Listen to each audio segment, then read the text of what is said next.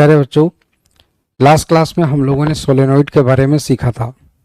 इस सोलेनॉइड के अंदर मैग्नेटिक फील्ड कैसे कैलकुलेट करते हैं, क्या होती मतलब कितनी होती है, कहाँ पर नहीं होती है, कहाँ पर होती है और कैसी होती है। मैग्नेटिक लाइंस सोलेनॉइड के अंदर कैसी होती हैं, बाहर कैसी होती हैं, ये सारी चीज़ें हम लोगों ने लास्ट क्लास में सीखी थी। इस वीडियो में हम लोग सीखेंगे टोरॉइड के बारे में। अब ये सोचेंगे, आप पूछेंगे कि ये टोरॉइड कौन सी चीज़ होती है। एक्चुअली जब आप कभी किसी इलेक्ट्रॉनिक्स के किसी सर्किट को आप खोलिए, जैसे कोई रेडियो खोलिएगा, जो पुराने फिलिप्स के रेडियो आते थे ना, बॉक्स टाइप के, तो जो दादाजी लेकर के चलते थे। अब तो मोबाइल फ़ोन में आप लोग सुन लेते हैं, हालांकि अभी भी रेडियो आता है मार्केट में।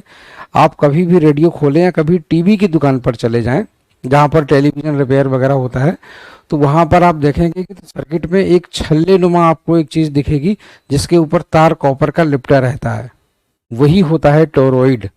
तो टोरॉइड का काम क्या होता है? मैग्नेटिक फील्ड को क्रिएट करना, जहाँ पर ज़रूरत है वहाँ पर। तो वो टोरॉइड के अंदर मैग्नेटिक फील्ड हम लोग कैसे निकालते हैं, और पहली चीज़ तो ये समझें कि टोरॉइड होता क्या है, मतलब कैसा दिखता है।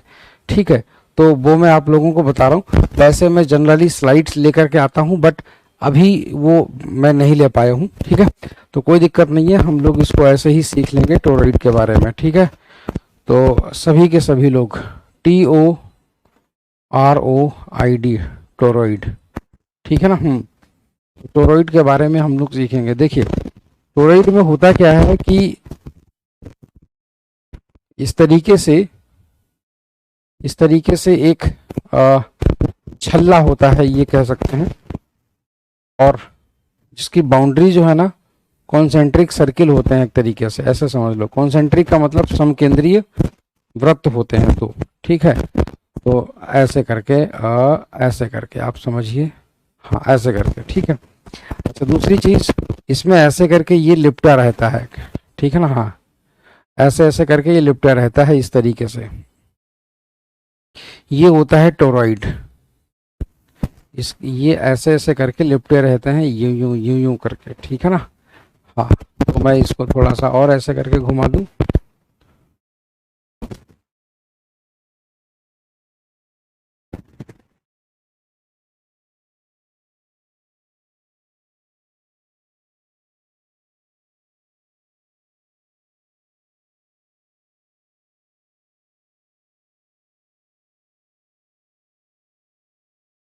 ये टोरॉइड कुछ इस तरीके का होता है, ऐसे करके दिखता है।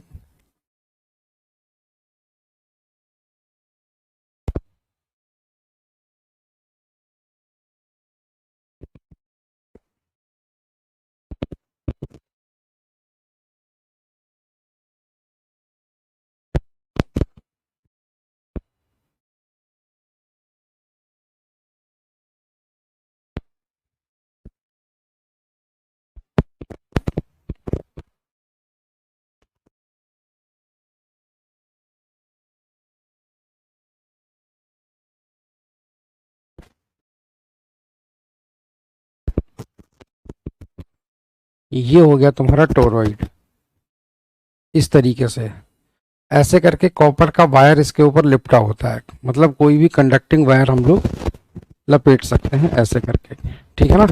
तो ऐसे करके ये तार यहाँ पर लिपटे होते हैं, ठीक है। तो ऐसे करके इसमें एक से करंट ऐसे करके जाती है और ऐसे करके वापस आती है, ये समझ जाइए। जब ये इस तरीके से तार में इसके अंदर ऐसे करके करंट अगर ये जाएगी, ऑब्वियस सी बात है, ऐसे ऐसे करके करंट इसमें अंदर ऐसे ऐसे करके जाएगी, तो आप खुद सोचो इसके अंदर मैग्नेटिक फील्ड बनेगा, और वो मैग्नेटिक फील्ड जो होगा वो इस टोरॉइड के अंदर रहेगा, उस टोरॉइड के अंदर रहेगा बीच में। मतलब ये जो छल्ले हैं, ये जो टर्न हैं जो पीले पीले रंग के, ये एक्चुअली में वायर के टर्न्स हैं, और इनके बीच में मैग्नेटिक फील्ड बनती है, और मैग्नेटिक लाइंस इसके बीच में ही तैरती हैं, मतलब अंदर अंदर ट्रेवल करती हैं, अंदर ट्रेवल करती हैं, अंदर इस तरीके से, ठीक है ना। हाँ, तो अंदर magnetic field, magnetic lines travel करती हैं अंदर मैग्नेटिक लाइंस ट्रेवल करती हैं अंदर, ठीक है ना। हाँ, इस तरीके से ऐसे करके, तो मैग्नेटिक लाइंस इसके अंदर ट्रेवल करती हैं और उनकी जो डायरेक्शन होती है, तो वो अब चूंकि ये देखिए डायरेक्शन, करंट की डायरेक्शन के अकॉर्डिंग हम अगर मैग्नेटिक फील्ड की बात करेंगे तो मैग्नेटिक फील्ड करंट की डायरेक्शन के अकॉर्डिंग ऐसे करके चलेगी, इसके अंदर ऐसे करके मैग्नेटिक फील्ड की डायरेक्शन होगी, इस तरीके से ऐसे करके। सो this will be the direction of magnetic field. तो ये मैग्नेटिक लाइंस इस तरीके से अंदर अंदर फ्लो करेंगी, ठीक है ना। हाँ, तो अब आप समझ गए होंगे इस तरीके का स्ट्रक्चर होता है टोरॉइड का, ठीक है। तो अब मान लीजिए फॉर एग्जांपल अगर हम बात करें इसकी टोरॉइड की, हाँ टोरॉइड की अगर हम लोग बात करते हैं तो इसका जो सेंटर है वो मान लेते हैं यहाँ पर है, ठीक है। हाँ, तो ये इसका सेंटर है यहाँ पर है और इसके मिडिल में हम एक एवरेज डिस्टेंस मान के चलते हैं। अंदर वाली जो रेडियस है इसकी, ठीक है ना, वो A1 है और बाहर वाली रेडियस मान लेते हैं A2 है, ठीक है। तो इनर रेडियस तुम्हारी A1 और बाहर वाली जो रेडियस है वो तुम्हारी A2 है। जैसे ये वाली A1 और ये वाली A2 है, इस तरीके से, ठीक है। तो ये वाली A1 और ये वाली A2,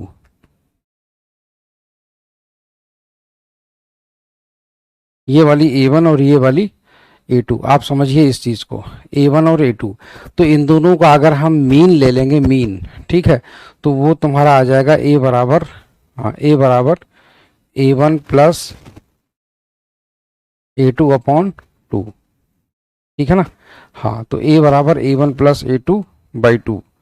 तो आई होप सो कि ये चीज ऐसे करके ये हो जाएगा, ठीक है ना। अच्छा, तो हमने अभी ये तो चलो क्लियर कर लिया। अब हम लोग बनाएंगे एक एम्पीरियन लूप। अब आप पूछेंगे कि ये एम्पीरियन लूप क्या है। एम्पीरियन लूप हम लोग बनाते थे, एक इमेजिनरी लूप बनाते थे जिसके अंदर करंट कैरिंग कंडक्टर होता था, ठीक है ना। और अगर उसमें कोई भी करंट बह रही है, मान लो आई, ठीक है, तो हम लोग मैग्नेटिक फील्ड निकाल सकते थे। बिल्कुल ये गॉस थ्योरम की तरह होता था, ठीक है ना। जैसे वहां पर सरफेस लेते थे, ठीक है ना, जैसे वहां पर हम लोग सरफेस लेते थे चार्ज के साथ में, तो यहाँ पर हम लोग क्लोज्ड लूप ले लेते हैं। तो अगर हम एक एम्पीरियन लूप अगर हम इस तरीके का बना लें, अगर हम एक एम्पीरियन लूप इस तरीके का बना लें ऐसे करके, मान लेते हैं जैसे ये तुम्हारा ग्रीन कलर का एक एम्पीरियन लूप हो गया, ठीक है। मैं थोड़ा सा डायग्राम को थोड़ा इसको बड़ा कर देता हूँ तो थोड़ा और अच्छे से क्लियर हो जाएगा, समझ में आ जाएगा, ठीक है ना। हाँ, तो यहाँ पर एम्पीरियन लूप हमने ग्रीन कलर का ऐसे करके ले लिया है, ठीक है।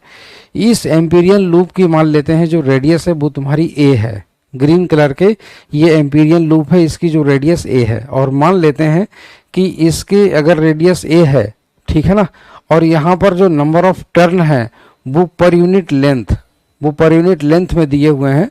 सपोज दैट इसके अंदर जो नंबर ऑफ टर्न है वो तुम्हारे कुछ इस तरीके से दिए गए, ठीक है ना, number of turns per unit length, number of turns per unit length. तो यहां पर मैं लिखता हूं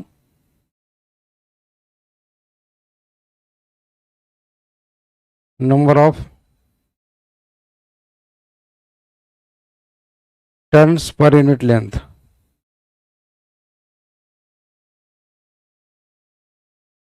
number of turns per unit length, number of turns per unit length,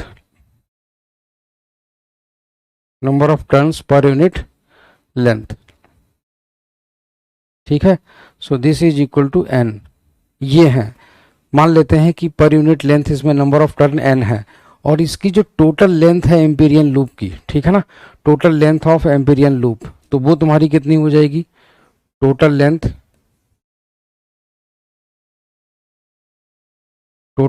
of Amperian loop,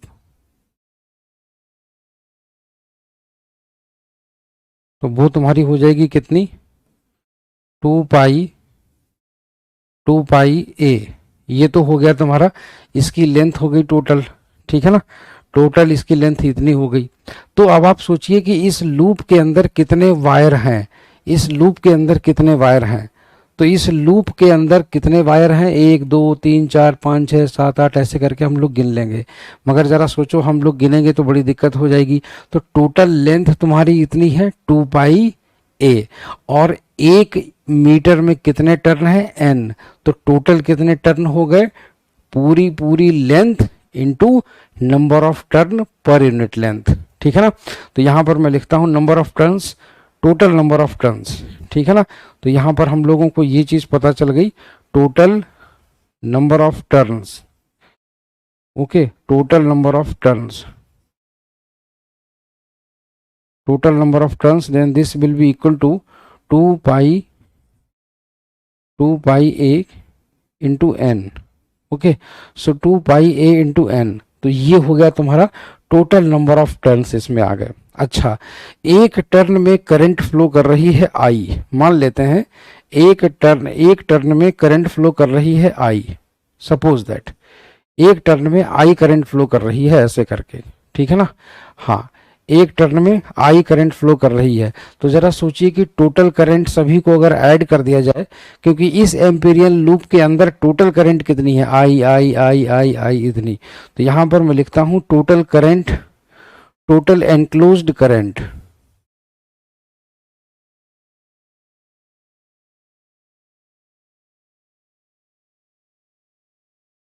total enclosed current inside Amperian loop,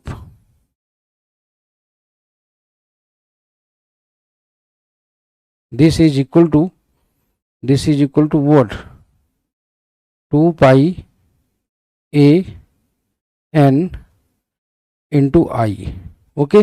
तो total ये हो गया। अब मान लेते हैं कि यहाँ पर, मान लेते हैं सपोज दैट जहाँ पर ये पूरा जो है टोरॉइड रखा हुआ है, वहाँ पर जो इसकी परमेबिलिटी है वो मान लेते हैं म्यू नॉट है।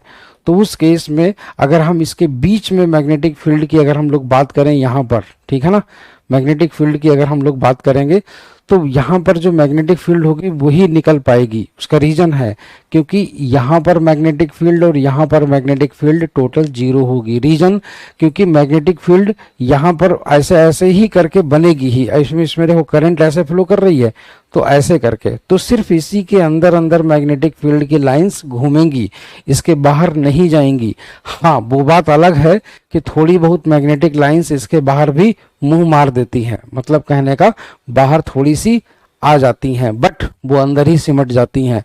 तो जो थोड़ी सी बाहर, थोड़ी सी डिस्टेंस पर मैग्नेटिक फील्ड बिल्कुल इसके करीब थोड़ा सा देखा जा सकता है, उसका इफेक्ट, उसको बोलते हैं फ्रिंजिंग, सॉरी सील्डिंग, उसको बोलते हैं सील्डिंग, ठीक है, या लीकेज ऑफ मैग्नेटिक लाइंस ऐसे भी कह सकते हैं उसे, ठीक है।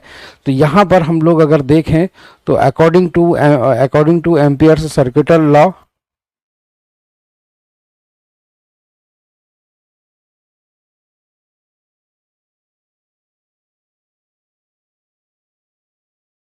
According to Ampere's circuital law,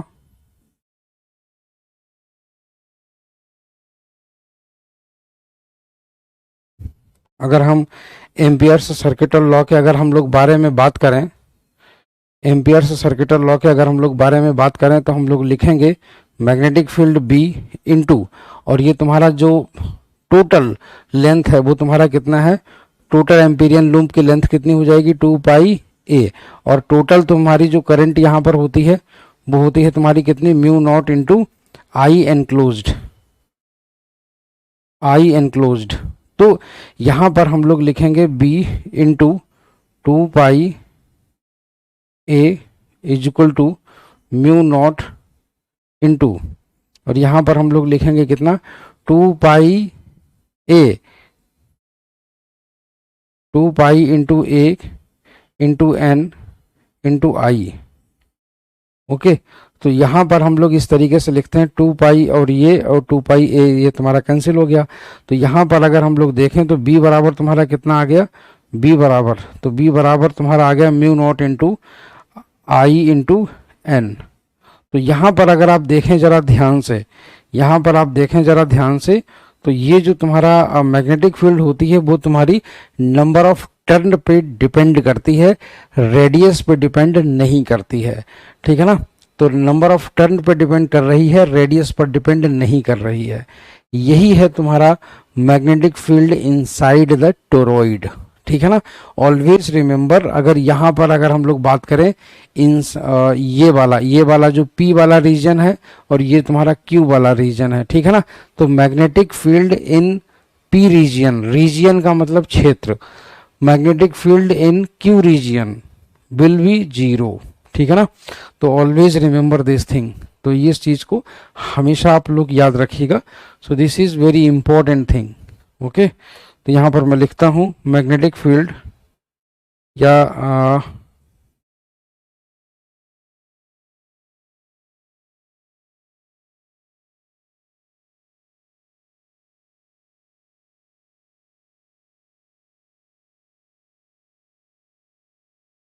magnetic field in P and Q region,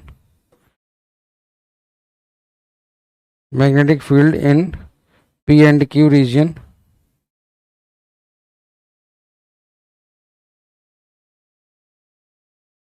will be zero, ठीक है ना।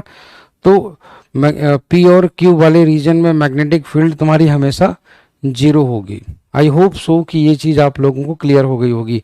तो यहाँ पर कुछ लगाना नहीं था, कुछ करना नहीं था, बस ऐसे समझ लो कि अगर आप एक उंगली से सारे तारों को अगर इकट्ठा कर लेते ऐसे ऐसे ऐसे करके, तो सारे तार तुम्हारे इकट्ठे हो जाते। बोले तो सारे तार कितने कितने वायर होते तुम्हारे, कितने छल्ले होते जो इकट्ठे हो जाते। जैसे कोई चूड़ियाँ पहना हो तो ऐसे सारी चूड़ियाँ इकट्ठी कर लो, तो तुम्हारे इस उंगली के अंदर कितनी चूड़ियाँ आ जाएंगी, जितनी उसने पहन रखी होंगी। अब बात यह है कि पहन कितनी रखी हैं, यूनिट लेंथ में उसने n पहन रखी है, टोटल लेंथ में 2 पाई a लेंथ है, तो टोटल कितनी हो गई 2 पाई a इंटू n।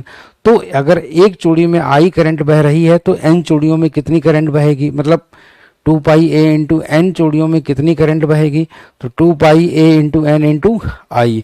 तो बस इस लूप के अंदर जो हमने ऐसे करके उंगली में फंसा ली हैं सारी चूड़ियाँ, उसमें सारी की सारी करंट हो गई इतनी। तो यहाँ पर जो लूप जब घूम रहा है तो इसी पाथ पर जो तुम्हारा मैग्नेटिक फील्ड है वो हम लोगों को पता करना है यहाँ पर। तो पाथ पर अगर हमें मैग्नेटिक फील्ड पता करना है तो ऑब्वियस सी बात है कि हम लोग यहाँ पर इस तरीके से इसको पता करते हैं, ठीक है ना। क्योंकि जो तुम्हारा यहाँ पर जो ये तुम्हारा एम्पीरियन लूप है, एम्पीरियन लूप, तो एम्पीरियन लूप तुम्हारा इस तरीके से सर्कुलर शेप में ही तो है, ऐसे करके, ठीक है ना। और मैग्नेटिक फील्ड, मैग्नेटिक लाइंस भी तुम्हारी ऐसे ही जा रही हैं। तो इन दोनों के बीच में तुम्हारा थीटा कितना हो गया, तुम्हारा 0 डिग्री, ठीक है ना। तो B डॉट डी एल की जब हम लोग बात करते हैं ना, यहाँ पर B डॉट डी एल, तो वो तुम्हारा डॉट वाला जब प्रोडक्ट हटता है ना, तो वो कॉस थीटा कॉस 0 आ जाता है, ठीक है ना। इस तरीके से ऐसे करके यहाँ पर हम लोग लिखते हैं B डॉट डी एल, ठीक है ना, इस तरीके से। तो यहाँ पर ऐसे करके हम लोग लिखेंगे B डी एल और यहाँ पर लिखेंगे कॉस 0 डिग्री। तो कॉस 0 का मतलब 1, तो यहाँ पर हम लोग लिख देते हैं कि B डी एल, और यहाँ पर हम लोग लिख देते हैं कितना, B डी एल, ठीक है ना।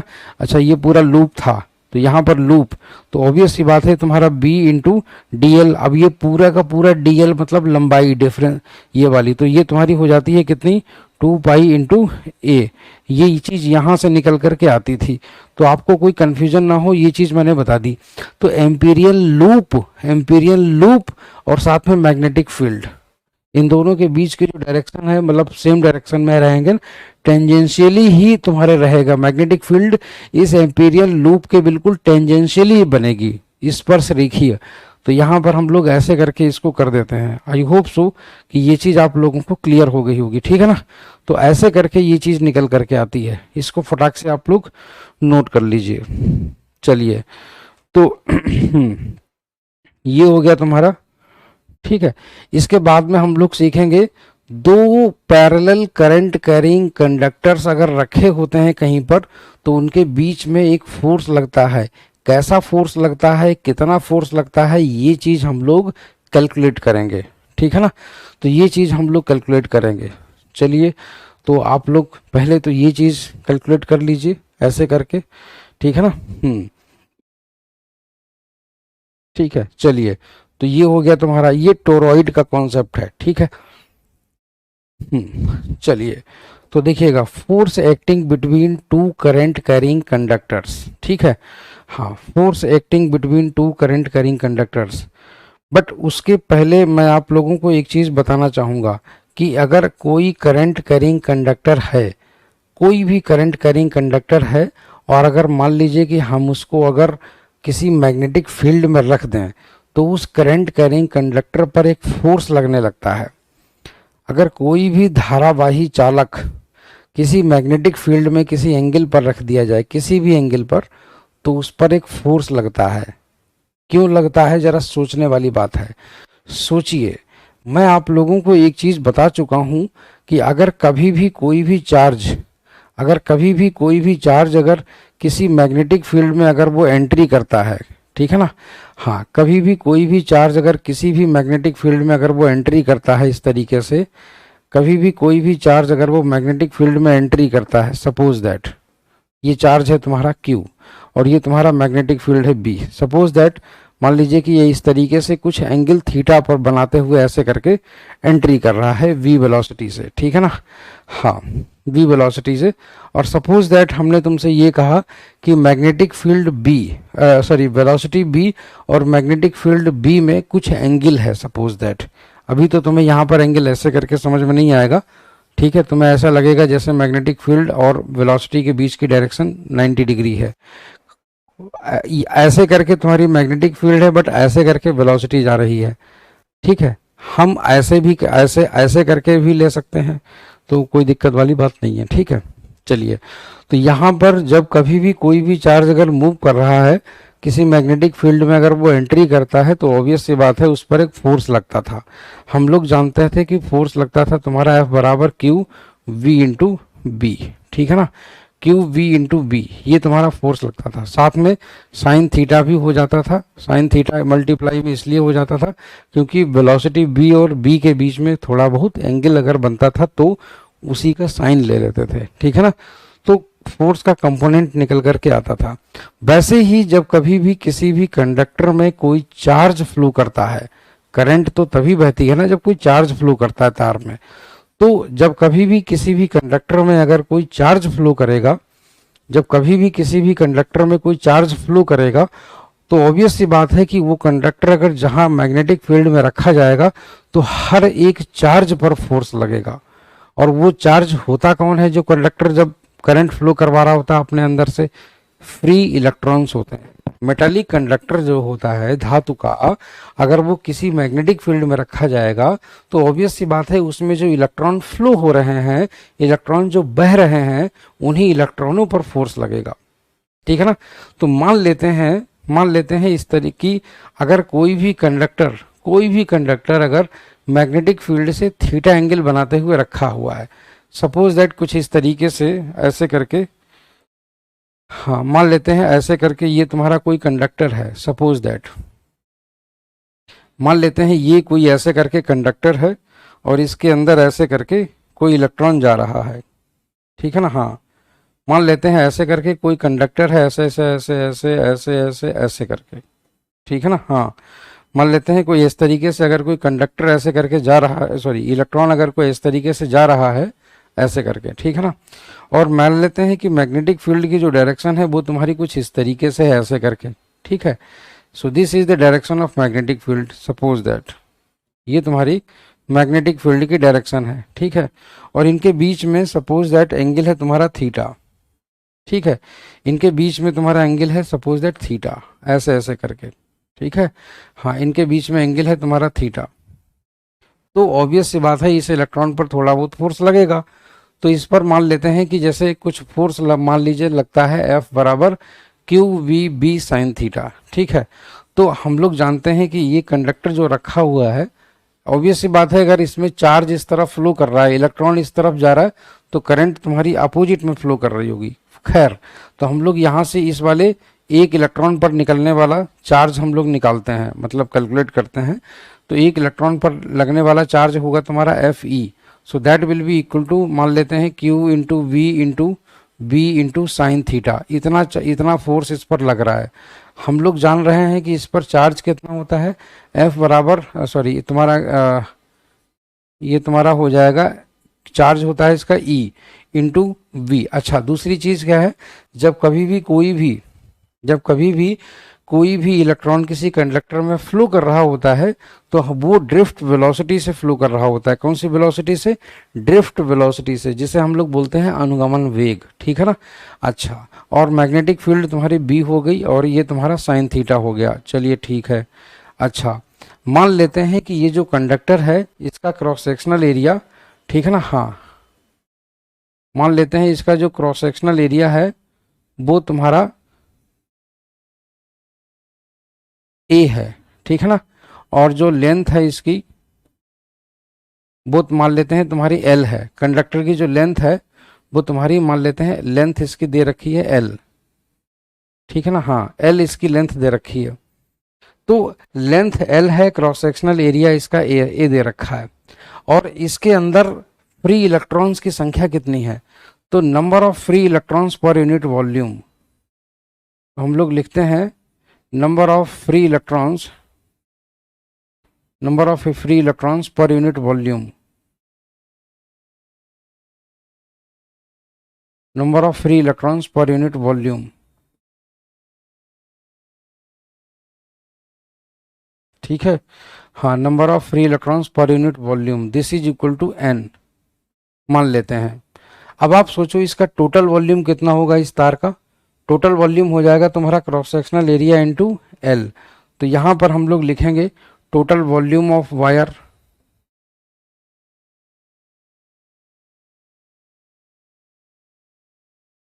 कंडक्टर का टोटल वॉल्यूम कितना हो जाएगा? This will be equal to A into L, A into L. और उसके बाद में मैं लिखता हूं नंबर ऑफ टोटल इलेक्ट्रॉन्स या total number of electrons,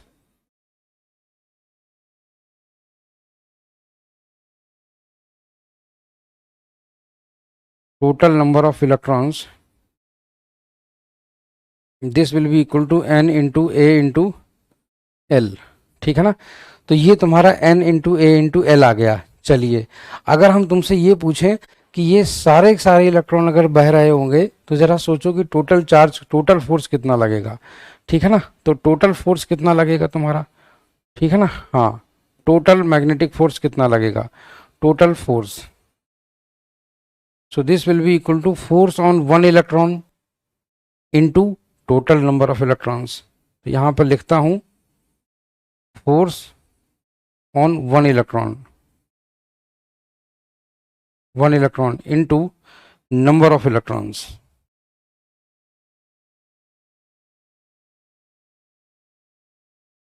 number of electrons, number of electrons. ठीक है ना? हाँ, तो नंबर ऑफ इलेक्ट्रॉन्स। अच्छा, दूसरी चीज क्या है समझिएगा। तो total force on one electron, तो total force on one electron that is equal to कितना? E into V D. तो यहां पर हम लोग लिखेंगे E into V D into B into sine theta multiplied by number of electrons तुम्हारे कितने हैं समझिएगा, n into A into L. चलिए, अब आप जरा ध्यान से देखिए, देखिए एन ए, ठीक है ना, वी डी ई, इसको हम लोग सेम कलर में कर लेते हैं, एल को ऐसे ही ऐसे लिखा रहने देते हैं। ठीक है ना? चलिए, अब आप एक चीज देखिएगा जरा ध्यान से। हम लोग जानते हैं N A V D E, ये तुम्हारा क्या होता है? ये तुम्हारा होता है N A V D into E. ये जो होता है ये इस वायर में फ्लो होने वाली करंट की वैल्यू है, ये इस वायर में फ्लो होने वाली करंट की वैल्यू है। याद करिए, ड्रिफ्ट वेलोसिटी और करंट का रिलेशन मैंने बताया था एक बार, है ना? तो ये हो गया तुम्हारा, और साथ में तुम्हारा हो गया क्या? B, B L sine theta. ठीक है ना? हाँ, तो यहां पर हम लोग लिखेंगे क्या? यहां पर हम लोग लिखेंगे आई बी एल, आई बी एल साइन थीटा, आई बी एल साइन थीटा। तो यहां पर ये हो गया तुम्हारा कितना? एफ। ठीक है ना? तो ये तुम्हारा एफ हो गया ऐसे करके, ये, ठीक, एफ बराबर आई बी एल साइन थीटा। तो ये तुम्हारा आ जाता है कि जब कभी भी कोई भी कंडक्टर को किसी मैग्नेटिक फील्ड में रख दो और उसमें करंट फ्लो कर रही हो, मान लेते हैं कि अगर इसमें आई करंट फ्लो कर रही है और मैग्नेटिक फील्ड बी में रखा हुआ है, ठीक है ना, तो ये तुम्हारा ऐसे करके हो जाता है, ठीक है ना। तो आई होप सो कि आप लोगों को ये चीज़ पता होगी। इसको हम लोग ऐसे भी करके लिख सकते हैं। कैसे करके लिख सकते हैं? आई बी एल, इस तरीके से, ऐसे करके, ठीक है। चलिए, तो उम्मीद करता हूं कि ये चीज़ आप लोगों को क्लियर हो गई होगी, ठीक है ना। तो अब ये भी चीज़ आप नोट कर लीजिए, ऐसे ऐसे करके, है ना। कैसे कैसे करके लिखेंगे? ऐसे ऐसे करके। चलिए, अब हम इसके आगे की चीज़ आगे की तरफ ले चलते हैं हम आपको। सो this is nothing but the force acting on current carrying conductor, ठीक है, किसी धारावाही चालक पर लगने वाला बल। अब हम लोग आगे की ओर चलते हैं, ठीक है, आगे की ओर चलते हैं। Force acting between two parallel current carrying conductor. तो दो पैरेलल करंट कैरिंग कंडक्टर हैं, उन पर फोर्स हम लोगों को कैलकुलेट करना है। चलिए देख लेते हैं जरा। हाँ, मान लेते हैं जैसा ये तुम्हारा ऐसे ऐसे करके ये हो गया तुम्हारा ऐसे करके, ठीक है ना। हाँ, एक तो तुम्हारा ये हो गया, एक करंट तुम्हारी ये हो गई, ठीक है। सपोज दैट मान लेते हैं ऐसे करके ये तुम्हारा ऐसे ऐसे करके ये है, ठीक है ना। हाँ, ये तुम्हारा ऐसे ऐसे करके ये करंट तुम्हारी, मान लेते हैं जैसे आई करंट इसमें फ्लो कर रही है, और सपोज दैट आई करंट तुम्हारी इसमें भी फ्लो कर रही है, ठीक है। ये मान लेते हैं ये तुम्हारी I1 है और ये वाली करंट तुम्हारी I2 है, ठीक है। और ये जो वायर इसके कारण इस पर फोर्स लगेगा, इसके कारण इस पर लगेगा।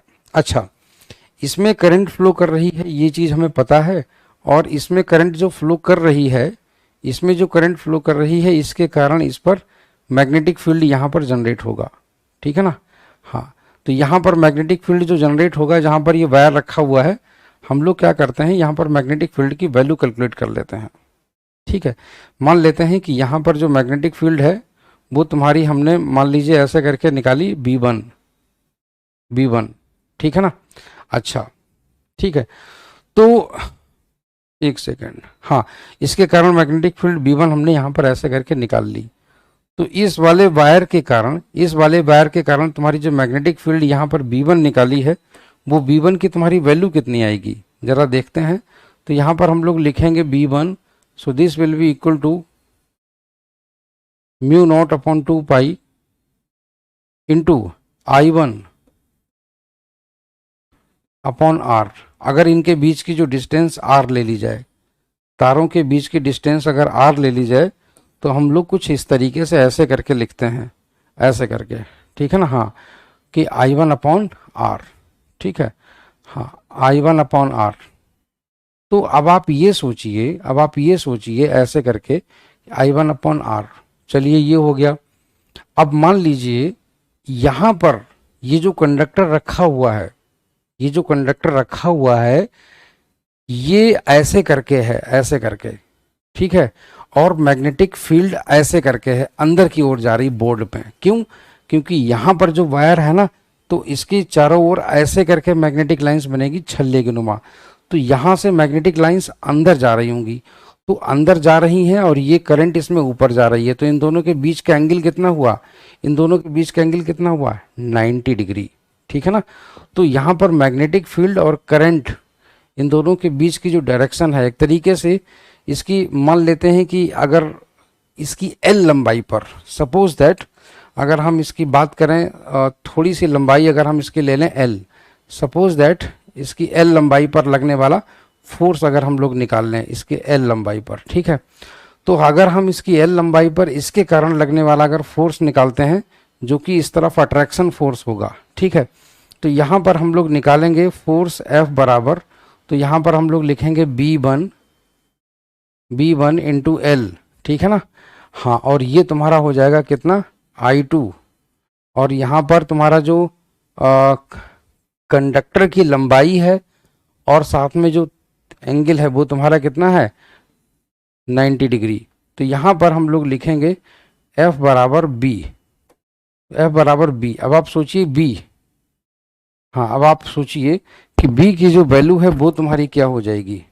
तो बी की जो वैल्यू है वो तुम्हारी हो जाएगी mu naught upon 2 pi, mu naught upon 2 pi, mu naught upon 2 pi into I1 upon R, into I1 upon R into, और ये तुम्हारा कितना है I2, I2 into L sine 90। चलो ठीक है। तो यहाँ पर अगर हम लोग देखें तो तुम्हारा ये जो है ना, ये तो तुम्हारा जो फोर्स की वैल्यू आ गई है, फोर्स की वैल्यू, हाँ तुम्हारी जो फोर्स की वैल्यू आ गई, तो यहाँ पर हम लोग लिखेंगे mu naught into I1 I2 upon R into L. तो ये तो तुम्हारी इस कंडक्टर के कारण इसकी एल लंबाई पर लगने वाला फोर्स आ गया कि इसका अगर इस कंडक्टर की अगर लेंथ अगर एल है मान लेते हैं, तो इसकी एल लेंथ पर फोर्स कितना लगेगा, क्योंकि मैग्नेटिक फील्ड तो इसने बना दिया, तो इसकी वजह से मैग्नेटिक फील्ड बन गया, बाद में इसको उठा के फेंक दो। फिर ये कंडक्टर और मैग्नेटिक फील्ड खाली दो चीजें देखो। तो यहाँ पर ये चीज तुम्हारी हो गई क्लियर। अच्छा उसके बाद हम लोग क्या करेंगे यहाँ पर, तो यहाँ पर देखेंगे हम लोग force per unit length, force per unit length अगर हम लोग निकालना चाहें,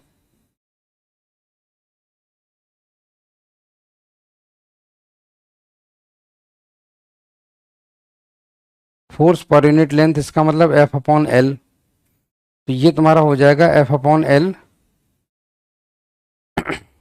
सो this is mu naught into 2 pi, mu naught into 2 pi into I1 I2 upon R. ठीक है ना। तो ये तुम्हारा ऐसे ऐसे करके हो जाता है। So this is nothing but the force acting पर यूनिट लेंथ। तो इसको हम लोग फोर्स एक्टिंग पर यूनिट लेंथ ऐसे करके कह सकते हैं। अब देखो प्यारे बच्चों, यहीं से एम्पियर की डेफिनेशन दी जाती है। 1 एम्पियर की डेफिनेशन यहीं से दी जाती है। कैसे? अगर हम तुमसे ये कह दें, अगर हम तुमसे ये कह दें कि अगर I1 और I2, if I1 is equal to I2 this is equal to 1 ampere, ठीक, और R is equal to 1 metre, ठीक है ना। तो उस केस में, उस केस में जो फोर्स की वैल्यू आती वो तुम्हारी कितनी आ जाती, then force per unit length, then force per unit length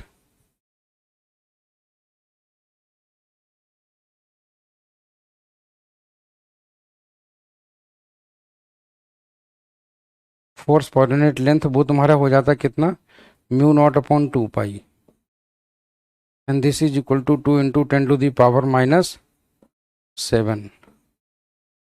ये आ जाता, इतने न्यूटन का फोर्स लगता, इतने न्यूटन का फोर्स लगता जा करके। तो जरा सोचिए, तो यहां से ये कह दिया जाता है, 1 एम्पियर की डेफिनेशन दे दी जाती है कि 1 एम्पियर वो इलेक्ट्रिक करंट होती है जो कि अगर दो तारों में अगर फ्लो करवा दी जाए और दोनों तारों को 1 मीटर की डिस्टेंस पर रख दिया जाए तो दोनों के बीच में इतने न्यूटन का फोर्स लगता है।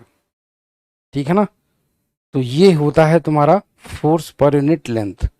फटाक से जल्दी से नोट कर लीजिए इसको, फिर हम लोग आगे की तरफ बढ़ते हैं। ठीक है।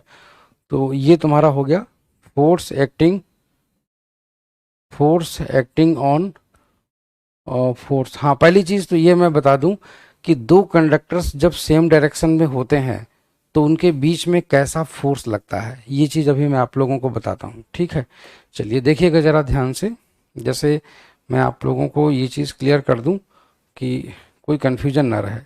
ठीक है, जैसे मान लीजिए फॉर एग्जांपल ये तुम्हारा ऐसे ऐसे करके, ऐसे ऐसे करके, ठीक है, ये तुम्हारे ऐसे ऐसे करके दो कंडक्टर्स हैं। ठीक है, ये तुम्हारे ऐसे ऐसे करके दो कंडक्टर्स हैं इस तरीके से। एक तुम्हारा कंडक्टर ये है ठीक है। हाँ, एक तुम्हारा कंडक्टर ये है और एक कंडक्टर तुम्हारा ऐसे करके, एक कंडक्टर तुम्हारा ये है ऐसे करके, ठीक है। अच्छा, दूसरी चीज़, हाँ, एक कंडक्टर तुम्हारा I1 और एक तुम्हारा I2। चलिए, दो कंडक्टर्स में करंट ऐसे फ्लो कर रही है। इसके कारण जो मैग्नेटिक फील्ड बनेगी तो ऐसे करके ऐसे बनेगी। तो यहाँ पर जो मैग्नेटिक फील्ड इसके कारण जो बनेगी तो वो तुम्हारी अंदर की ओर जाएगी। अंदर की ओर जो मैग्नेटिक फील्ड जाती है अंदर की ओर, तो वो तुम्हारा साउथ पोल बनता है, ठीक है। और इसके इस तरफ मैग्नेटिक लाइंस बाहर आ रही होती हैं तो तुम्हारा नॉर्थ पोल बनता है ऐसे करके। ऐसे ही इस तरफ देख लो, इसके लिए क्या होगा, ऐसे करके इस तरफ तुम्हारा साउथ पोल बनेगा ऐसे करके, ऐसे करके। और इसके लिए लाइनें इस तरफ आ रही होंगी तो ये तुम्हारा नॉर्थ पोल बन जाएगा ऐसे करके। अब आप ये समझ लो कि साउथ और नॉर्थ तुम्हारे आमने सामने हैं, तो ऑब्वियस सी बात है कि इनके बीच में अट्रैक्शन फोर्स लगेगा। कैसा फोर्स लगेगा? अट्रैक्शन। तो ये होती है इनकी खास बात, ठीक है ना। अच्छा, दूसरी चीज़ क्या है कि अगर अगर कभी भी इन दोनों के बीच में अपोजिट करंट फ्लो कर जाए, मतलब अपोजिट डायरेक्शन में करंट अगर फ्लो कर जाए इस तरीके से, सपोज दैट, मान लेते हैं कि जैसे अगर कभी इनके बीच में अपोजिट डायरेक्शन में करंट अगर फ्लो कर जाए इस तरीके से, ठीक है, तब क्या होगा? सपोज दैट, मान लीजिए अगर ये अपोजिट करंट फ्लो कर रही है तो उस केस में क्या होगा, इसके कारण जो मैग्नेटिक फील्ड तुम्हारी इस तरफ बनेगी वो तुम्हारा ऐसे करके, तो लाइनें अंदर जा रही होंगी ऐसे करके। लाइनें जब अंदर जाती हैं तो समझ जाना वहाँ पर साउथ पोल बनता है। लाइनें बाहर निकल के जहाँ से आती हैं, क्योंकि हम लोग जानते हैं चुंबक में भी लाइनें बाहर कहाँ से निकलती हैं? नॉर्थ पोल से। तो जब यहाँ से नॉर्थ पोल, जब यहाँ से बाहर निकलेंगी तो हम लोग इसे नॉर्थ पोल अज्यूम करेंगे, ठीक है। इसमें क्या होगा, इसमें इसमें तुम्हारा उल्टा है, तो इसमें तुम्हारा उल्टा है तो समझ जाना कि लाइनें तुम्हारी यहाँ से बाहर आएंगी। कहाँ से? यहाँ से तुम्हारी बाहर आएंगी तो तुम्हारा ये साउथ पोल की तरह काम करेगा। और यहाँ पर लाइनें तुम्हारी ऐसे करके अंदर जाएंगी तो ये तुम्हारा साउथ पोल की तरह काम करेगा। अब आप खुद देख लो कि ये साउथ पोल एक दूसरे के बिल्कुल सामने सामने हैं, तो इसका ये मतलब हो गया कि ये दोनों एक दूसरे को क्या करेंगे? रिपल करेंगे। इसीलिए इनके बीच में कैसा फोर्स लगेगा? रिपल्सन फोर्स लगेगा, ठीक है ना। तो इनके बीच में अट्रैक्शन फोर्स नहीं लगेगा बल्कि रिपल्सन फोर्स लगेगा। तो ये होती है इसकी खास बातें, ठीक है ना। तो उम्मीद करता हूँ कि ये चीज़ें आप लोगों को समझ में आ गई होंगी, कहीं भी कोई भी डाउट नहीं रह रहा होगा। अगर कोई डाउट रहता है तो आप हमसे क्लियर कर सकते हैं, ठीक है ना। और करंट एलिमेंट नाम बोला जाता है जब आई और एल साथ में लिखे होते हैं, ठीक है ना। तो उसी की डायरेक्शन हमेशा लिखी जाती है, ठीक है ना। चलिए, इसको फटाफट नोट कर लीजिए और फिर हम लोग आगे की तरफ बढ़ेंगे। चलिए तो दूसरा चीज़ कि इसी के साथ में ये चैप्टर तुम्हारा समाप्त समाप्त हो जाता है।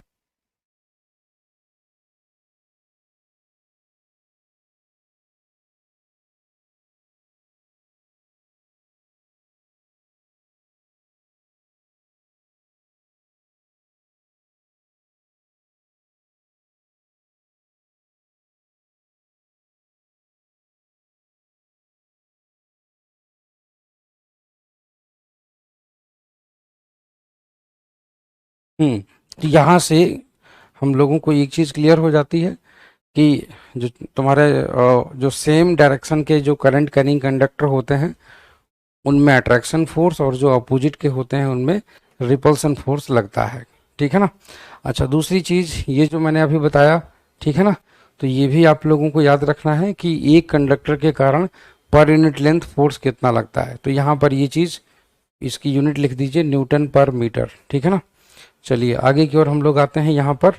तो ये चीज़ उतारने लायक है, इसको उतार लीजिए फटाक से ऐसे करके, ठीक है। तो ये तुम्हारा हो गया I B L sine theta. Always remember I B L sine theta. Theta क्या है? थीटा एक्चुअली में करंट की डायरेक्शन है और साथ में मैग्नेटिक फील्ड की डायरेक्शन, दोनों के बीच का एंगल है। एक्चुअली देखा जाए थीटा जो है ना, आई और एल हमेशा जो लंबाई होगी उसी डायरेक्शन में ही करंट जा रही होगी। तो आई एल की एक ही डायरेक्शन होती है, आई एल, और उसके बाद में तुम्हारा मैग्नेटिक फील्ड। तो इन दोनों के बीच का थीटा होता है ये चीज़, ठीक है ना। चलिए, तो ये हमारा यहाँ से क्लियर हो जाता है ऐसे करके। तो आई होप सो कि सारी चीज़ें समझ में आ गई होगी। This is the force acting on one electron. Okay, so this is the force acting on one electron.